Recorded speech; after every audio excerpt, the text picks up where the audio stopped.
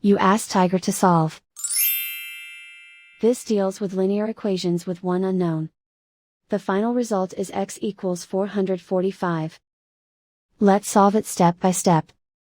Group all constants on the right side of the equation. Subtract 1/3 from both sides. Combine the fractions. Combine the numerators. Reduce the zero numerator. Simplify the arithmetic. Convert the integer into a fraction.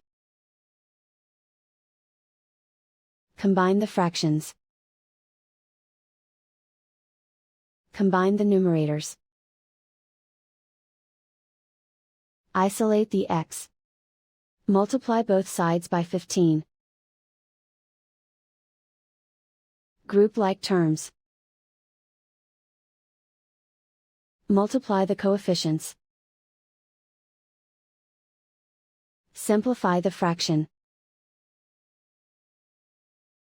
Multiply the fractions. Simplify the arithmetic. And so the final result is x equals 445.